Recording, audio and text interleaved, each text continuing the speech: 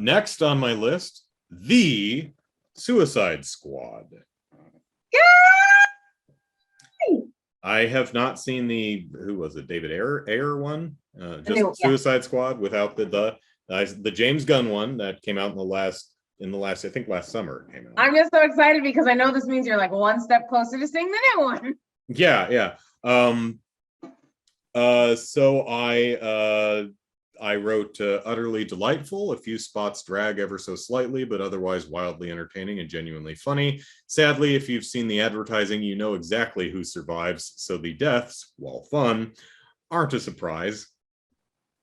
Like, I knew exactly who lived through this movie because it's like I saw the trailers. It's like, so Starro is clearly the end of the movie. Spoilers, by the way. Just go see The Suicide Squad. Skip to our next movie if you haven't seen it yet. I recommend it. Wonderful movie. Really liked it. But I'm going to spoil who survives. And now you know because of that's my favorite. Oh yeah. Peacemaker. Oh man, the Peacemaker show is really good. So good. And the dancing. Oh, I watched all 8 episodes. I watched it every single time. Never skipped the intro. I'm looking forward to season 2, and I hope they have a new dance number. That's what I want to see. What do you want to do with the second season? New dance number. Oh my God. But anyway, we're talking about The Suicide Squad. So you watch the trailers, and Starro's in the trailer, and then so you can recognize the portion of the movie where all the shots are, and it's like, okay, I see Idris Elba. Yeah. I see Ratcatcher 2. I see the shark. And I see, whoever else. I'm like, okay, I don't see Rick Flag, so he dies.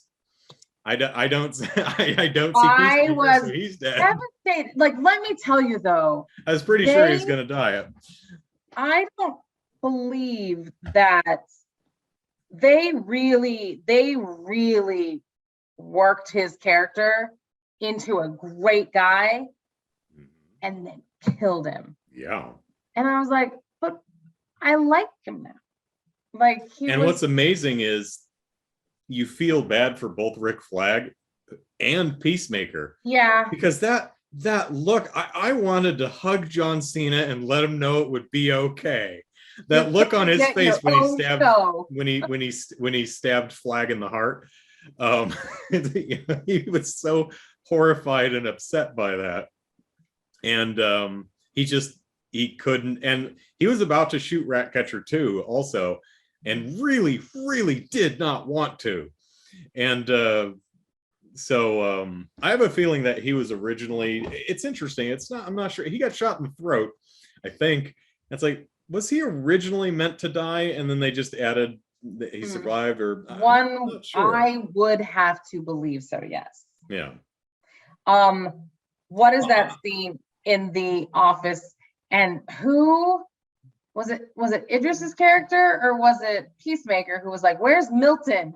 And they're like, "Oh God, I love that." Like, and she's like, "Milton." She's like, "Someone's been with us the whole time named Milton." Now I don't remember that. And then they see him and oh, Milton. And it's true, he's there because they have that. Because he's there with them in that big slow motion walk towards the building in the rain or the fog or whatever. And he's like on the far left or something. I'm like, oh, hey, he's going with them. Okay. And he's helping them set up stuff. I'm like, he's totally going to die.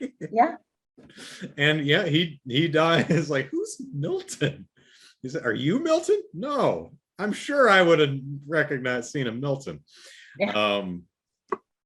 But yeah, damn funny movie. Really enjoyed it. So much better than the first one. So much better. Which I've not seen, but I know, but soon you'll see it because you'll probably want to be all right. It's on my list of I have another video project where I'm slowly going through all of the superhero movies that I didn't get around to, and this project was a mistake so far because all of the movies I've seen so far have been bad, just outright bad, every single damn one.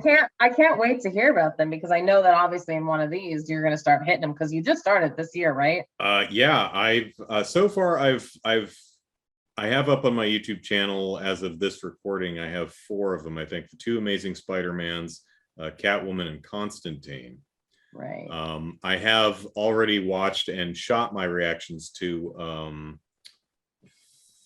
Fantastic Four, the one from 2005-6, that one, not Fan Four Stick, but Fantastic Four, and X-Men: The Last Stand and Superman Returns. Okay. So, and I think next is what's next? I think Ghost Rider is the next one. And that's the Nick Cage? Nick Cage, yeah. Okay. So I don't know if that movie's going to be any good, but maybe it'll at least be Nick Cagey fun, I hope. I cannot wait for the Nick Cagey fun movie. The Massive Talent movie. Oh, The Unbearable Weight of Massive Talent or something like that? Yeah. We don't have to guess yet, but it's got what is it? Pedro Pascal's in it. Mm-hmm. So yeah, not much more to say about the Suicide Squad. It's incredibly funny, and I just thought it was a utter delight front to back. There's a couple spots here and there where I say, it's dragging a little bit. Could have picked up the pace a bit, but overall, loved all the characters. There isn't like a character in there that I didn't. Even the expendable crew at the very front of the movie. I know, right? I know some of those characters like Mongal. I kind of wanted. I was also kind of like, I think she'd survive a helicopter crash, and because she's like hanging off the struts of the helicopter. She's the orange one in the purple suit, and she's hanging off the helicopter, and the helicopter crashes. I'm like, she's powerful enough to survive a crash like that. And then they show her she's stuck under the wreckage of the crash and she's on fire. I'm like, that might kill her. Yeah, if she's on fire and can't put herself out. Okay. I like when the weasel or whatever it was fell off. Oh Jesus! It just belly flops. It's like, did anyone check if the weasel can swim? And just Viola Davis's look, she just looks to her people and she's like, yeah, that's pretty funny. There's some pretty classic. But then I also get pissy because I'm like, he's harmless. Well, yeah, he's not harmless. He's killed 26 children, but not harmless. Oh God, it's funny. I love. That means that she was actively, like, she being Viola Davis's character, meant to kill Rick Flag. That was. What? Oh, she was definitely okay with him dying. Yeah. Oh, yeah. Okay, that's fine too. I guess like that team was a distraction. Yeah, that team was completely expendable. That one was, if all of them will almost certainly die. And don't really care one way or the other. Harley and Flag were on that team, so she was totally like. Yeah, she was absolutely willing to sacrifice Flag too. Like, there's a part of me that I'm like, she could have put all B team, but I guess you would if all of a sudden you had a whole B team crew, you'd be like, yeah, we're gonna die because something. Yeah, it's like, wait a minute, I've never heard of any of you. None of you. Yeah. We had to put Rick Flag and Harley Quinn and Captain Boomerang on this team to make it look legit. Because if it's all the D-listers, it's like, oh God, they're sending us to our deaths. Absolutely. Yeah. So Suicide Squad. There it is. Kind of in the name. Yeah. Loved it. I love the dark humor of them. They go the competition between Idris Elba and John Cena, of them killing people, and ends up these are all the resistance fighters, and it's like, I know. I know. And you're like, God. Oh no, because you as the audience, you're like, yeah, this is awesome. He's hacking him up. He's shooting the other guy, and he shot a guy in the nuts, and he did. And then it's like, these are all the resistance fighters, and it's like, now I feel bad. There's so many feelings that go, like, you're just like, that's the most brilliant and like heartbreaking moment. Like, it's so there's so much. Yeah. I actually love the scene where Harley is breaking up with whatever the dude. I love that scene. I love that scene. I love how, because it's showing real growth on her part. Because she's like, but she goes through, she's like, I'm gonna make out with you, and I'm gonna get mine, but I just can't. Yeah, killing kids, that's a real red flag. And I love And to her, just murdering this dude is absolutely the appropriate, mature, adult response, and pat herself on the back for that one. It's like that's what makes this character work so well. I love it. It's so good. At least I have no idea how the character plays in the other Suicide Squad movie, but I've really enjoyed what's her name, Margot Robbie, her portrayal of this character in both Birds of Prey and this one. She's she's fantastic. And yeah. So my last one is the Hitman's Bodyguard's wife, cool. Which is not the easiest to say. I hope they make a third movie. It's like the Hitman's Bodyguard's wife's tax attorney or something like that, you know? And they just keep doing that. It's little known fact is Jeremy and I went on a date to Hitman Bodyguard's wife 2 days before we officially, well, not officially, but like 2 days before we were like, okay, I think we kind of like each other. But like, so it was very early in the relationship. Yeah. Okay. Yeah. We were not actually together yet. We were just kind of like, it was actually 2 days before. Feeling things out. Yeah, it was 2 days before the first date. And I was already going with Cressy. Mm-hmm. And Cressy was like, you can invite him. That's okay. He come with us. So he was like the third. So it was Cressy and I, and then he came along and I was like, I love being the third wheel. Well, yeah. Fifth wheel. How many wheels? I don't know. It was just the three of us. So the Hitman's Bodyguard's wife has everything that you would want for the sequel to the Hitman's Bodyguard, and that's like honestly, which I didn't see. I saw it on it's HBO Max. I saw the Hitman's Bodyguard's wife is on there, and I was like, that looks fun. But the first one's not on there. I'm like, I don't want to watch the second one without watching the first. No, I'm a stickler for things like that. Yeah, and it's everything that you would want from these movies. I mean, it's just that's Ryan Reynolds, Sam Jackson, and Salma Hayek, right? Yes. Yeah. Okay. Yeah, and they all play the most. Can't even because I'm gonna laugh at something. They all play the most eccentric characters ever, and it works. And they're so committed, and they're so amazing, and the language is foul. But one of the liberties that they take. So bodyguards are like celebrities. They have their own awards shows. They have certifications. Like bodyguards in the that seems like a bad idea. It does. No, 100% sounds like a terrible idea. But that's hilariously bad. So I think it would work for an action comedy. Yeah, so it's the conceit of it's the world in which this is Mr. Ryan Reynolds. It's kind of like having, like in the I don't know, like Despicable Me or something is the kind of universe where they'd have an Oscars for worst villain or a super villain or kind of a thing. It's like that seems like a really counterproductive bad idea, guys. Right. Well, because in Despicable Me, don't they have like a bank and like you have to like have your diabolical. Oh, right. It's like the super villain bank or something. Yeah.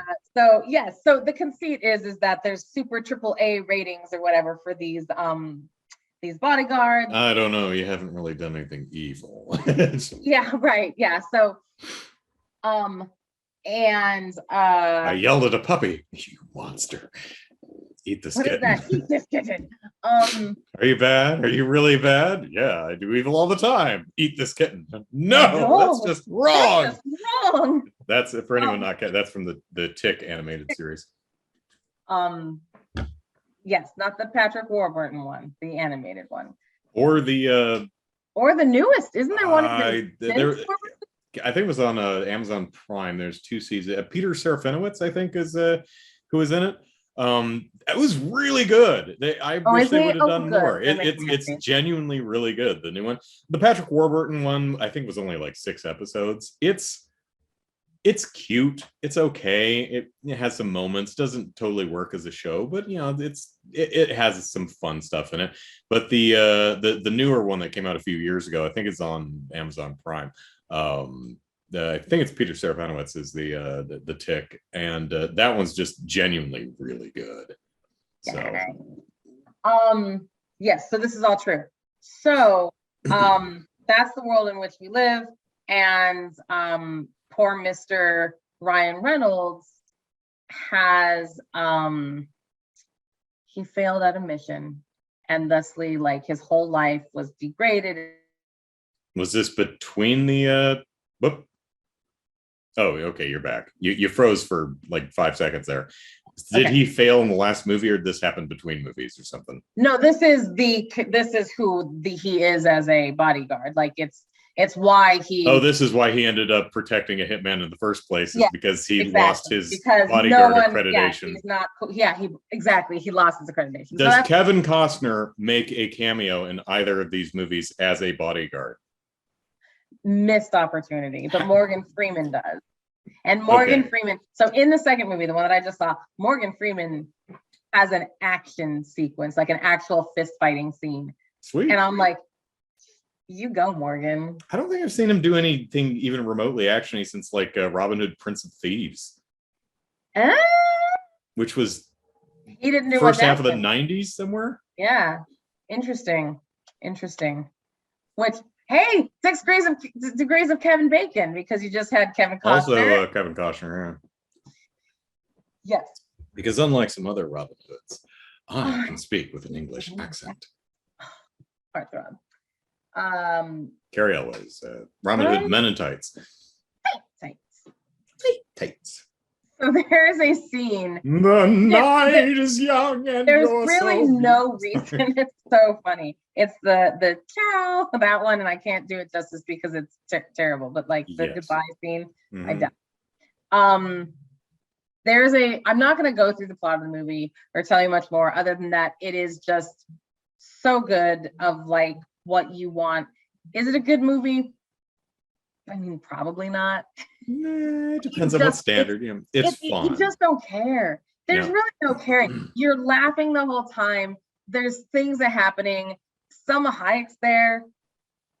Samuel L. Jackson's there. It's all people you like. You're happy. It's just like it really is one of those. Again, if you like action and some murder and blood, like it does go there.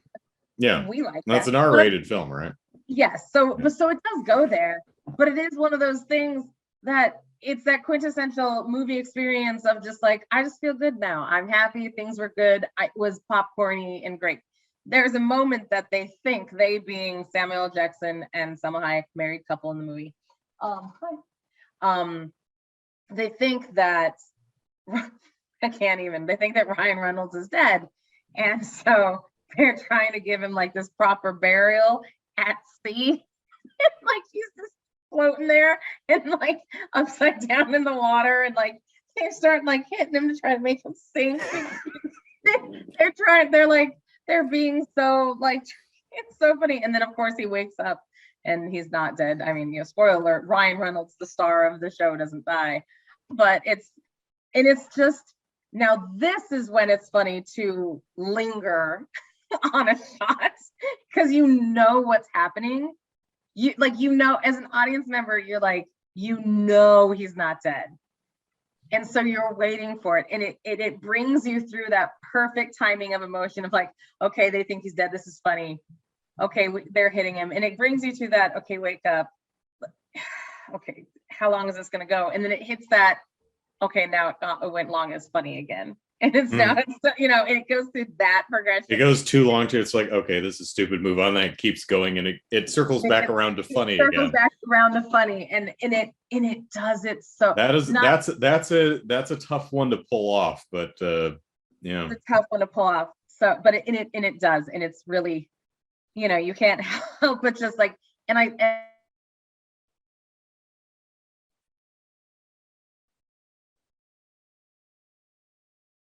Nope, your picture's locked. A lot of what's coming. There you go. I missed about the last 15 seconds. Okay, So it says my internet connection is unstable. I wonder why. Interesting. But no, I would say that it has that power that when you know the joke is coming, it doesn't ruin. Yeah. So there you go. All right. So my last movie, hey, we're almost done. I know, last movie. Have to be. Yeah, last movie for January. All Godzilla versus Kong. It's fine. Now, hold on. Godzilla versus.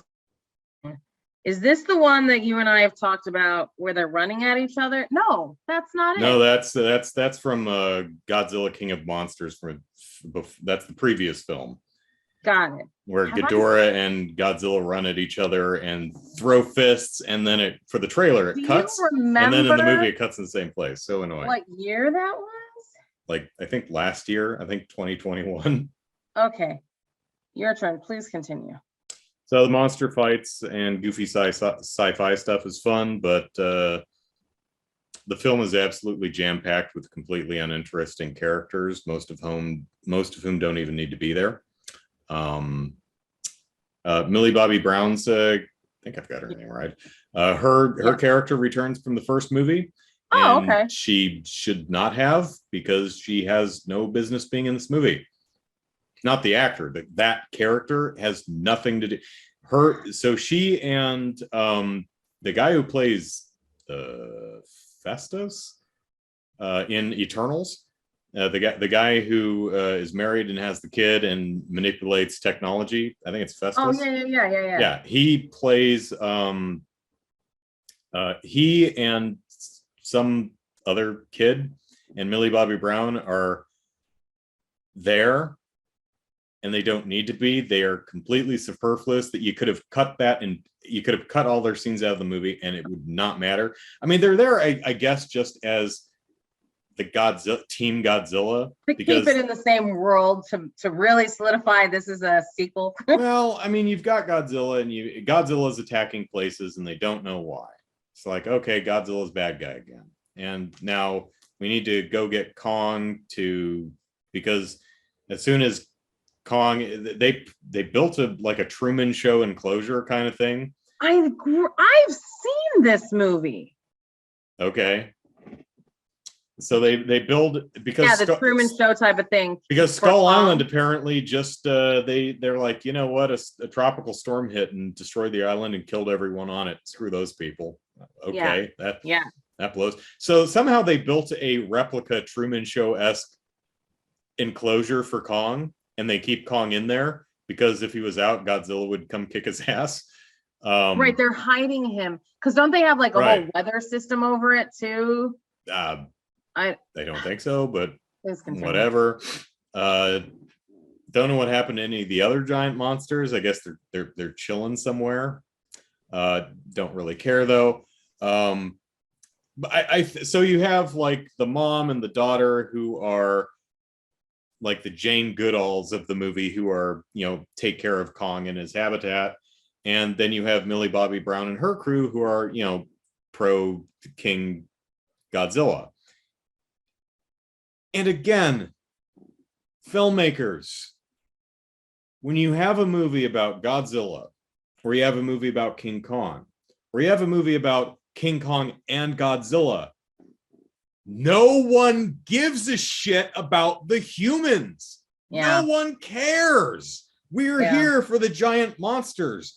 Those are your characters. Focus on them. Yeah, people need to be there because you need people to step on. But you don't need to spend all this. I mean, at the very least, if you're going to spend so much time with the people, because I know rendering these big CGI kaijus is expensive. Sure. Make them interesting. Yeah, Stop I remember boring me to death. Caring so much about Millie Bobby Brown's character. Like, again, it's not the actor's fault. Like, I remember when the Vera Farming movie. Yep. That's the King of Monsters one. Whatever. That's the one I saw. It's just like, why is it? It's got to be our sister. It's like, we need to have this this conflict between this person and this person with these different agendas. It's like, no, you really No, don't, because you you've don't. got Godzilla and Ghidorah and Mothra and Rodan and a bunch of other people. You really do not need all this weird human conflict. It's not necessary. There's a giant monster. I'm trying not to get stepped on. There's your conflict. You do not need to do any more of this stuff. It's so annoying. Maybe I consider myself a fan of Godzilla, but I just don't like any of the movies. Maybe I just don't like Godzilla and I don't realize it. I like the first one. I like the one from 1954 or whenever it came out. I really do enjoy the original Godzilla. Well, I don't like any of the others. They're all terrible. Genuinely bad movies. They've got some fun stuff in it because it's entertaining watching a person in a suit knock over models. And I think that's why I both like Godzilla, is because I would say the same thing about me. I'm a Godzilla fan, and yet their movies are terrible. But maybe it's King Kong has much better movies. How can you be? King Kong has such great movies, but easily. How can you be so like a perfect movie specimen and screw it up so fantastic? I think that's what's so great about Godzilla, and that's probably why you and I like him, is that big lizardy, monstery thingy, like awesome. Big lizard monster, fun. There's nothing not to like, and yet somehow they try to shoehorn in unnecessary. So it would probably be fine if the characters didn't all suck and were completely uninteresting. That's what I'm saying. I mean, you got a lot of great actors in these films, but the characters are just boring as snot and are complete, and a lot of them are literally superfluous. Millie Bobby Brown and the guy who plays Festus and the other kid, you could cut them out of the movie and it would not matter. They add nothing to this film. That's bad. But there are giant monsters and they do punch each other in the face. So there's stuff to like. There's a lot of fun, goofy sci-fi. Earth is hollow and we need to make little spaceships to go travel through. Okay, I'm on board for that. Sure. Cool monsters smacking each other. I like that stuff. All the human stuff is just an utter slog and drags the movie out to like 2.5 hours long, and it just does not need to be. So all right. That's it. Do you need to take a bathroom break before we do we're good. I'll be good. I can do this because this is the wrap up. This is how you're bouncing a little bit. I was doing the pee-pee dance, but we're gonna be okay. Okay, I'll go first. Go. This is easy. It is. Worst movie for the sake of vicious. It's just really illogical. It's bad. There is some fun violence and gore in it. I'll give it that. And I do appreciate that they just tore the crap out of a building that almost certainly was going to, or they went in there and they destroyed that building and they ran. I have no idea, but yeah. Luckily, the movie's only 80 minutes. Thank goodness. But yeah, almost everything about this movie is really, really bad. A lot of the movies I watched this month were just fine or okay. This one is just bad. So yeah. I do not recommend For the Sake of Vicious, even though it has even though it does admittedly have some pretty good violence and gore in a couple of spots. And the one I do recommend, The Suicide Squad. Really? Just an utter delight. It's fun, it's funny, it's actiony. It's spun off into a really good show on HBO Max if you have access to that streaming service. Yep. It's a lovely film that brought me joy. Perfect. Maria Kondo would. I was gonna say it. I'm like, she'd be so proud. Yep. She's like, well, if I can't bring Andrew joy with my show, at least James Gunn can with his film. Hey, and he does really well with film. So like, I'm pretty on board with him. Yeah, I'm a fan of Gunn. I must say, I've seen most of his films, I think, and I've enjoyed to thought they were great. Let's see, Super's pretty darn good. A little rough, but there's a lot of good stuff in it. Slither's a lot of fun. The two Guardians of the Galaxy movies are really great. The Suicide Squad really liked. I can't think of anything else he's done, but yeah, I've liked what I've seen. Cool. So Kelly, recommend. So mine's a bit controversial. No. Yes. So if I'm going to which of the Matrix movies do you recommend skipping? This is a hard one. Honestly, the fourth one, and I think I summed it up. Really? Okay. I summed it up when I was discussing it. If you're not a fan, if you haven't seen this isn't going to change your mind. This is not, you're going to be either more confused, and it's not going to do anything to help your cause. You have to be a watcher and a lover of the Matrix for you to see this movie. It is not worthwhile if that. Now, I do believe that there are a lot of people out there who fit the correct profile. Watchers and likers of the Matrix trilogy. Do you get the sense that even some fans of the Matrix won't connect with this film? So it's for Matrix. If you're not a fan of Matrix, you're probably not going to like this. But if you are a fan of Matrix, you still might not like it. So I think that one of the things that it kind of, not fully, but kind of does. And so, I mean, like, let's talk about Star Wars for a very brief spell. Right. In that I consider them three separate trilogies. Sure. And the not the original, but the prequel trilogy has so much garbage in it. There's love for it as Star Wars, but there's a lot of upsetness for it as like, why are you trying to fix something that ain't broken? And then you go to the newest trilogy, and especially the newest, the Rise of Skywalker, and you think they just redid it. It's following the beats, it's going where it needs to go, but it worked the first time, and that's why we're going to do it. So I feel like this is like, I don't think there's going to be Matrix 5. I really don't. I don't think there's going to be a 4 either. So, but I think that the only thing that would turn off people who do fit the profile is that it would feel like pandering. So it's going to be those people that are like, when people remake something for no reason, like they're like, hey, let's redo Dirty Dancing. Why? Patrick Swayze and Jennifer Grey did it. It was perfect.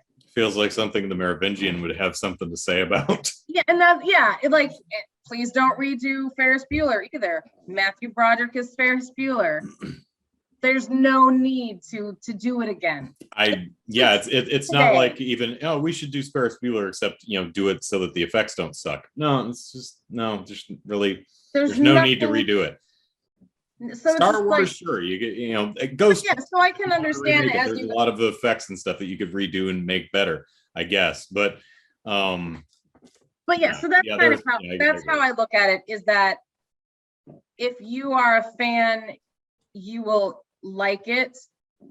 And those fans who will go into it not liking it, I think that the reason for not liking it is going to be when people like in Jurassic Park, and I believe this, if they would have stopped where they stopped at 3, it almost sullies it, because I remember loving the first Jurassic Park. And then number 2 came and I'm like, oh.